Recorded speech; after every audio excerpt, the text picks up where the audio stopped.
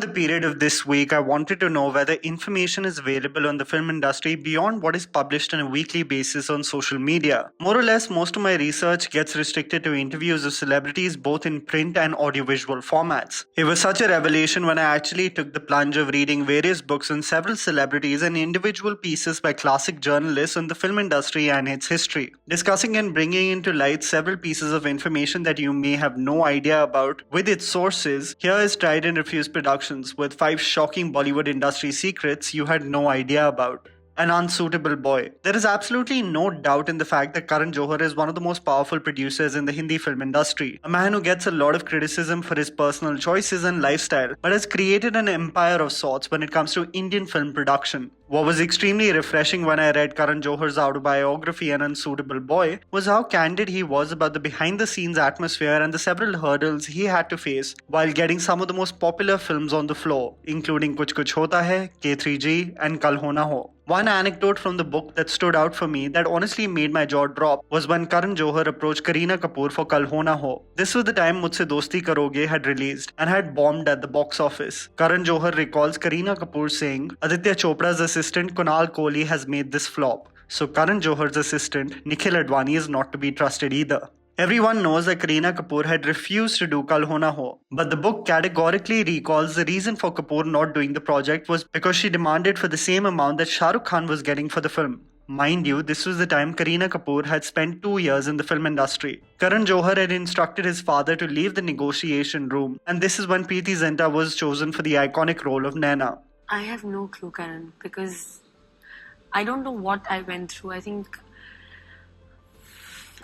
that every human being just goes through something that, I don't know, I guess it was greed or I don't know what it is, but it was definitely something that was wrong, which I realized. There are several compelling anecdotes from the book, including the anxiety he had before Carl released, knowing it's going to bomb in the box office, and his disappointment when K3G, his biggest directorial hit by the way, got overshadowed by Lagan and Dil Chahta Hai. I highly recommend you check out the book.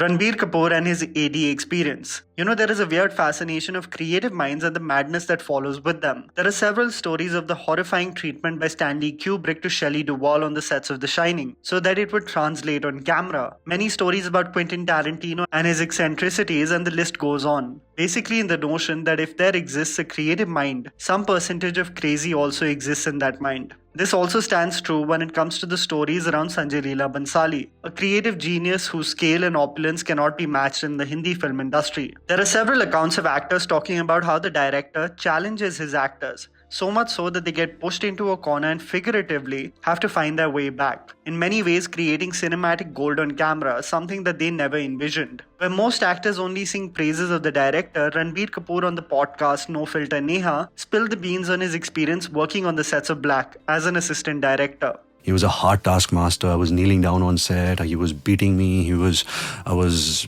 not sleeping. My father took away my car, so I had to go by public transport.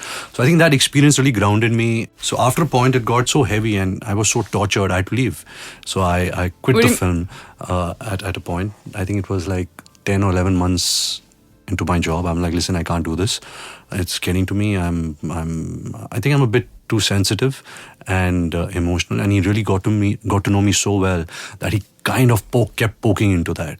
So what do you mean? So you left because the work was too much, or you thought that it was just you? He got too much. Oh, he got a bit much. Yeah, I think he really went crazy. Many people wonder why Kapoor has not worked with Bhansali after Savarya, but many people allude that this is the reason, as it took a toll on the individual, especially his mental state, as Bhansali and his unpredictable creative ways take charge.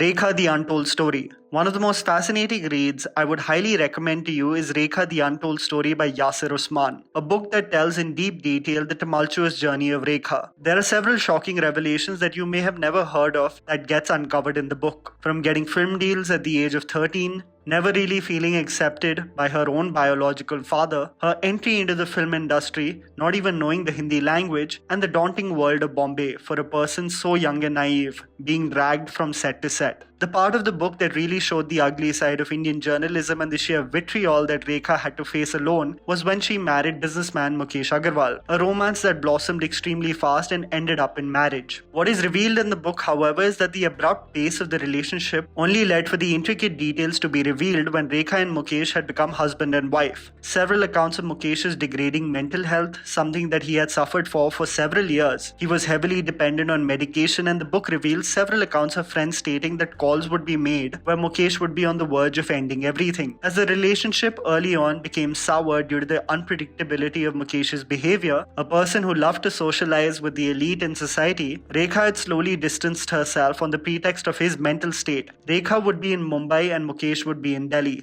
As the distance and lack of communication became unmanageable, the worst proceeded. When news broke out that Mukesh Agarwal had committed suicide, Indian magazines needed to create a villain in the storyline, especially more because of Rekha's silence. This is also when Rekha's career was in descent, with many film failures, and magazines would publish titles such as The Black Widow. Her film posters of Sheesh Nag were vandalized. The film industry itself turned their back towards her, with Anupam Kher stating she's become the national vamp, personally and professionally. What this tale clearly tells us is that nobody dwelled into years of depression, volatile mental state, and the dependence on heavy medication when it came to Mukesh Agarwal. But everyone targeted Rekha as a cause for such a loss. She became ostracized, and many journalists note, never became the candid Rekha she always was. The making of Sholay. If you want to know how the most legendary film of Hindi cinema was developed and came into existence, then I would highly recommend you read the book Sholay, The Making of a Classic by Anupama Chopra. The book transports you to the mid-70s and how this massive and ambitious project of Sholay came into existence. We all know the lobbying that went behind the film. Ramesh Sippy was just riding the wave of his last successful venture, Sita Aur Geeta. Everyone was smitten by the duo of Dharmendra and Hema Malini. Distributors and trade analysts told Sippy to not even think about considering Lambu, aka Amitabh Bachchan, whose movie Zanjeer, which took him to stardom, had not yet released. Shatrughan Sinha was being considered for Jay's role,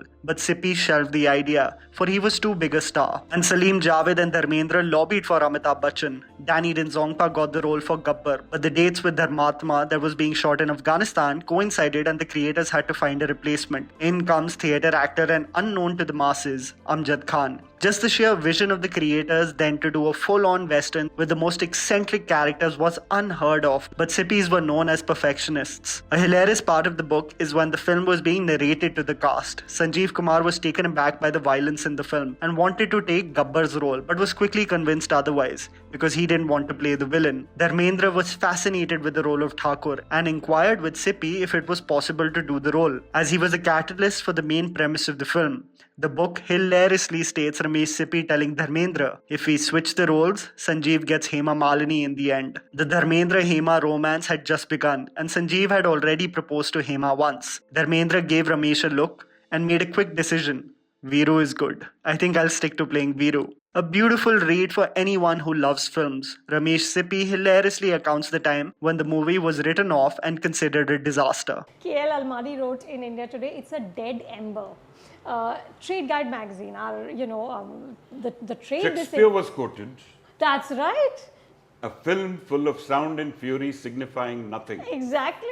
The Outsider. Ranveer Singh is one of the most talented actors of the country today, a man who is versatile, has immense range and has the ability to surprise you with each role. The man's growth since his debut has been humongous, and it is also to be noted that the man has put in the groundwork to where he is right now. Being a part of Prithvi Theatre and working as an assistant director under Shad Ali before bagging Band Baja Bharat, his commitment towards his craft cannot be discounted for 1 second. But one thing is undeniable is that there was a clear marketing strategy in presenting Singh as an outsider, making audiences feel like any one of us can do the same. Where the messaging is notable and praiseworthy, it's not entirely true. For somebody in my position, an outsider, it was near to impossible to actually get a foot into the Hindi film industry because you could only become a leading man if you had a familial connection. What many people don't know is that Ranveer Singh's grandmother, his dadi, was the expressive and energetic actress Chand Burk that appeared in several films in the 1950s. Most notable of her appearances include her role as Kamla Devi in the Raj Kapoor directed film Boot Polish in 1954. Chand Burk, just like Ranveer Singh, was considered to have immense energy on and off the screen. So this begs the question, Why has there been so much distance maintained by the actor on the brilliant work done by his grandmother? Maybe a marketing move to stick up to the outsider narrative? Maybe a move so that he doesn't constantly get compared to other star kids? I guess we will never know. I would highly recommend you see Tabassum ma'am talking about this on her channel called Tabassum Talkies, about the legendary actors who left the profession after getting married, as she had a personal connection to the story. It's a fascinating one. And that was the video, guys. Write down in the comments below what you thought about the stories and whether you have some video ideas for our channel. Please don't forget to follow me on Instagram. The handle's right in front of you. Follow me at JammyPants4. Also, please support us by smashing the like button and subscribing to our channel for weekly content ahead. Thank you for watching.